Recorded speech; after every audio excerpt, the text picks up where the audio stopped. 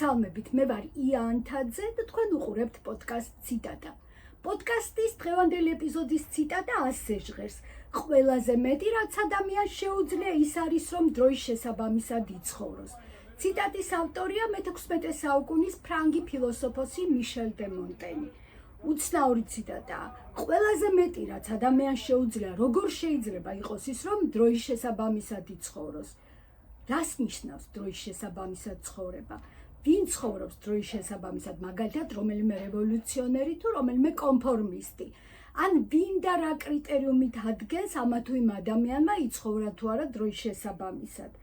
ჯერჯერობით ამ ციტატასთან დაკავშირებით მხოლოდ კითხვები მაქვს და მგონი ისე დავასრულებ დღევანდელ გადაცემას და ისე დაგემშვიდობებით, რომ პასუხებამდე ვერ მივალ. თუმცა ახლა მოვიდა დრო გთხოვოთ გამოიწეროთ ციტატა და შემომიერთდეთ აქ ამ პლატფორმაზე. ერთი რაც ზუსტად ვიცი და ალბათ ყველა ვიცით, ის არის, რომ ადამიანი არც წარსულზე დარც უნდა გადაყვეს და არც მომავალზე ოცნებას ან მომავლის გამო შფოთვას.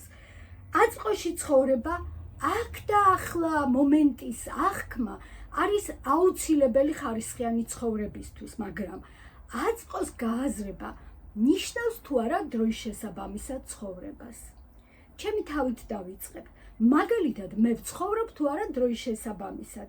ამ კითხვაზე დადებითი პასუხი ჩემთვის ნიშნავს იმ კონტექსტის გათვალისწინებას, რომელშიც ჩემთვის მოულოდნელად აღმოჩნდი, როცა ჩემი პროფესიის ადამიანმა ზედმიწევნით ყურადღებით უნდა აკეთოს თავისი საქმე იმისთვის, რომ ციხეში არ აღმოჩნდეს.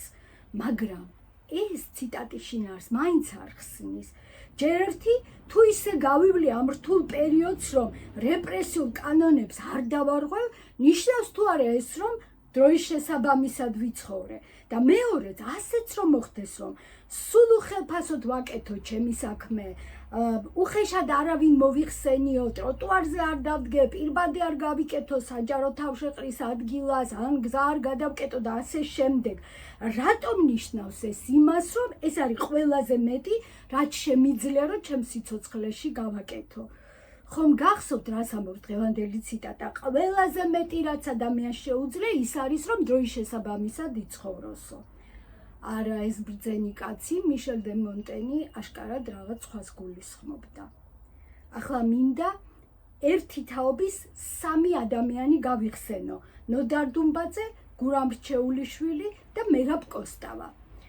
ნოდარ დუმბაძე 1928 წელს დაიბადა, გურამ რჩეულიშვილი 34 წელს და მერაბ კოსტავა 39 წელს.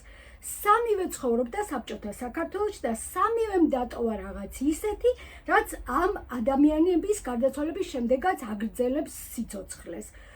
სამივემ დატოვა სახელი, ნოდარ დუმბაძემ და გურამ რჩეულიშვილმა სახელთან ერთად დატოვეს წიგნები, ხოლო მერაბ კოსტავამ დატოვა ეროვნული გმირის წოდება. სამივე ადამიანმა ერთმანეთისგან სრულიად განსხვავებულად იცხოვრა. ნოდარ დუმბაძე მწერალთა კავშირის თავმჯდომარე იყო და ხელისუფლებასთან მეგობრობდა. გურამ რჩეულიშვილი ნამდვილი მეამბოხე იყო და ამის დასტურად ერთი ფაქტის გახსენებაც კმარა 1956 წელს მან სახლიდან თოფი გამოიტანა და ლენინის მოედანზე ლენინის ძეგლს პირდაპირ ტყვია ესროლა. ხოლო მერაბ კოსტავა საქართველოს ეროვნულ განმათავისუფლებელი მოძრაობის ლიდერი იყო და ისე მოხდა, რომ 10 წელი საბჭოთა ციხეში ქედმოუხრელად გაატარა. ახლა მათი სიკვდილის ამბავიც ვთქვათ, იმიტომ რომ ესეც ნიშანდობლივია ალბათ. ნოდარ დუმბაძე ინფარქტით გარდაიცვალა, გურამ რჩეულიშვილი ზღვაში დაიღუპა, როდესაც აღელვებულ ზღვაში ღამით შევიდა სხვა ადამიანების საშუალად და სამი ადამიანი გადაარჩინა და თვითონ ამ სტიქიას ვეღარ გაუმკლავდა, ხოლო მერაბ კოსტავა დაიღუპა 1989 წელს ავტოკატასტროფაში და დღემდე გაურკვეველია, დღემდე ბუნდოვანია, ეს იყო უბედური შემთხვევა თუ ეს იყო დაგეგმილი მკვლელობა. ახლა დავუბრუნდეთ ჩვენს ციტატას და ვიკითხოთ ამ სამი ადამიანიდან, რომელიც ერთმანეთისგან სრულიად განსხვავებული ცხოვრებით ცხოვრობდა, მაინც რომელი ცხოვრობდა დროსთან შესაბამისად. ის, ვინც ეგუებოდა და ქმნიდა, თუ ის, ვინც არ ეგუებოდა და ქმნიდა, თუ ის, ვინც არათუ არ ეგუებოდა, ციმბირში ღირსებით იხდიდა ხანგრძლივ სასჯელს თავისი სამშობლოს სიყვარულისთვის. ალბათ სწორი პასუხია, რომ სამივე დროის შესაბამისად ცხოვრობდა. თუ იტყვით, რომ შეუძლებელია ასეთი სხვადასხვა განსხვავებული ბიოგრაფიის ადამიანებს ერთი და იმავე დროის შესაბამისად ეცხოვრათ, მაშინ მე გკითხავთ საპასუხოდ, საჯული ვინ არის?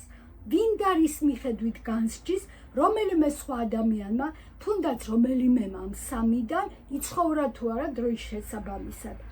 ამ კითხვაზე პასუხი მე ნამდვილად არ მაქვს, მაგრამ კარგი. სხვა მაგალითზე გადავალ. ცხოვრობს თუ არა დროის შესაბამისად მიხეილ სააკაშვილი. მის ბიოგრაფიას, რა თქმა უნდა, არ მოუყვები, მაგრამ იმას ვიტყვი, რომ სააკაშვილის პრეზიდენტობის მეორე პერიოდში პირადად მე მისი მძაფრი კრიტიკოსი ვიყავი.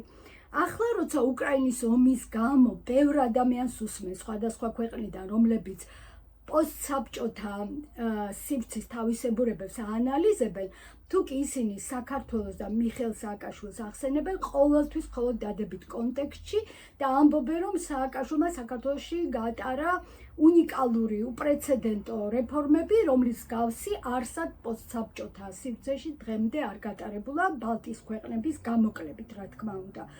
ის, რაც ჩემთვის და ბევრი სხვა ქართველისთვის მიუღებელი იყო და არის დღემდე, დავიწყებულია უცხოეთში და დარჩენილია მხოლოდ პოზიტიური ცოდნა მიხეილ სააკაშვილის და მის მიერ გატარებული რეფორმების შესახებ. მაგრამ თითქმის 5 წელიწადია ეს ადამიანი ციხეში ზის და თანაც იმის გამო, რომ თავის ფეხით დაბრუნდა საქართველოში, რომ არ ჩამოსულიყო, რა თქმა უნდა, არავინ ხელს არ მოკიდებდა და მას როგორ შევაფასოთ ადამიანი, რომელმაც თავისი რეფორმებით პოზიტიურად გაუთქვა სახელი საქართველოს და შემდეგ თავისივე პრიმიტიული შეცდომის გამო გაურკვეველი ვადით ზის ციხეში, ცხოვრობს თუ არა დროის შესაბამისად.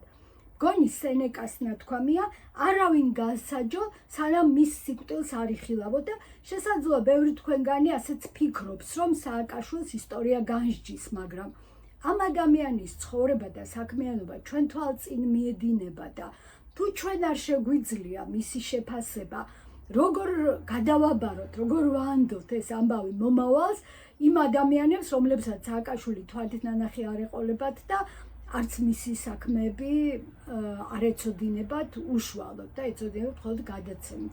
არ ვიცი, იქნება თუ არა სწორი, რომ მიხეილ სააკაშვილის ცხოვრება და საქმიანობა დღეს ვერ შევაფასოთ, ვერ ვთქვათ ცხოვრობს თუ არა ეს ადამიანი დროის შესაბამისად და ვანდოთ ამის გარკვევა მომავალს. შეიძლება ისტორიკოსებმა უკეთიციან ამ კითხვის პასუხი. მე კიდევ ერთი უპასუხო კითხვა მაწუხებს დღევანდელ ციტატასთან დაკავშირებით. თუ ძირითადი ღირებულებები ეპოქიდან ეპოქამდე თითქმის არ იცვლება, მაშინ რას შეგვიძლია ვუწოდოთ დროის შესაბამისად ცხოვრება? მონტენის დროსაც ხო წესიერი ადამიანი ალბათ დაახლოებით იმ პრინციპებით ცხოვრობდა, რა პრინციპებითაც დღეს ცხოვრობს წესიერი ადამიანი. თუმცა კონტექსტი და ამ კონტექსტიდან გამომდინარე გამოწვევები, რა თქმა უნდა, განსხვავებული ახლა ეს ყველას გვესმის. მაგალითად, ალბათ წესიერ ადამიანად დარჩენა საბჭოთა საქართველოში ერთი იყო და თუნდაც დღევანდელ საქართველოში სხვა არის. ეს წესიერ ადამიანად ყოფნა დღეს უკრაინაში სხვა არის და რუსეთში კიდევ სხვა. ჩვენ არ ვირჩევთ, როდის და სად დავიბადებით, რა კულტურულ გარემოში გავიზრდებით, ან რა ისტორიულ კონტექსტში ვიცხოვრებთ.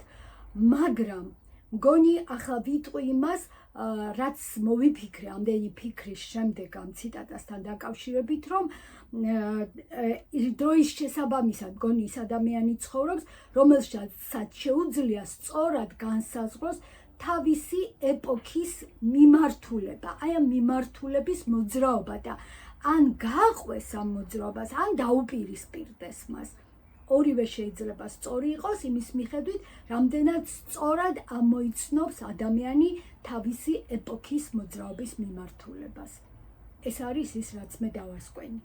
ერთ ამბავს მოგიყვებით, რომელიც ბატონი დიმიტრი თუმანიშვილისგან მოვისმინე, როდესაც ივანე ჯავახიშვილი და მისი ორი ძმა გიმნაზიაში სწავლობდნენ, ერთხელ ზაფხულის არდადეგებზე ხოვლეში მამამ მთელი ოჯახი, მეუღლე და შვილები მაგიდასთან მოიწვია სასაუბროდ და ასეთი რამ თქვა: საქართველოში აუცილებლად იქნება ეროვნული უნივერსიტეტი და ახლა აქ უნდა გადავწყვიტოთ, რომელი თქვენგანი რა პროფესიას აირჩევს იმის მიხედვით, თუ რა საჭიროებები ექნება ამ უნივერსიტეტს უპირველეს ყოვლისა.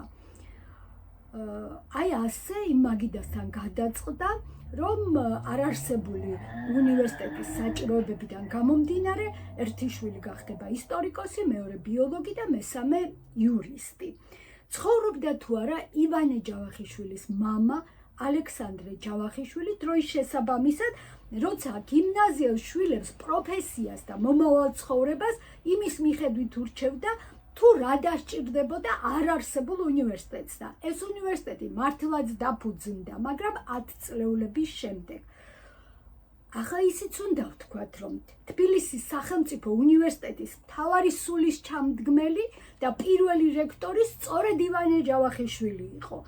და მაშინ ვინმე ხოვლესთან მაგიდასთან თავმოყრილი ოჯახისთვის რომ მოესმინა, ალბათ არ იტყოდა, რომ ეს ადამიანები დროის შესაბამისად ცხოვრობენ, იმიტომ რომ თავის ცხოვრებას იმ უნივერსიტეტზე ზრუნვის მიხედვით აგებდნენ, რომელიც არ არსებობდა, საერთოდ არ არსებობდა. მაგრამ შედეგი იყო ის, რომ სწორედ ასეთი საუბრის და ასეთ საუბრების შემდეგ საქართველოში, ამიერკავკასიაში პირველი ეროვნული უნივერსიტეტი ნამდვილად დაფუძნდა 1918 წელს, ვიცით ეს. მაშ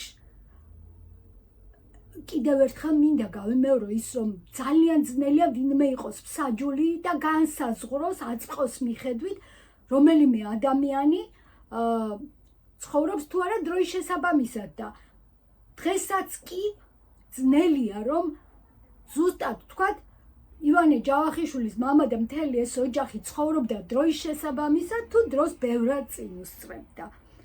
ჩემი აზრით, მსაჯული სხვა ვერავინ ვერ იქნება. მსაჯული, თუ როგორ ვიცხოვროთ ჩვენ ამ დროში და ამ კონკრეტულ მომენტში, არის მხოლოდ ჩვენი სინდისი და ჩვენი გონება. დღეს ამით დავასრულებ მონტენის რთული და ჩემთვის მაინც ბუნდოვანი ტექსტის კომენტარს.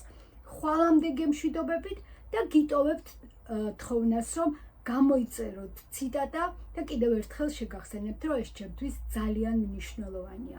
რა თქმა უნდა, დიდი მადლობა ყველას, ვინც უკვე ჩემთან ერთად ხართ.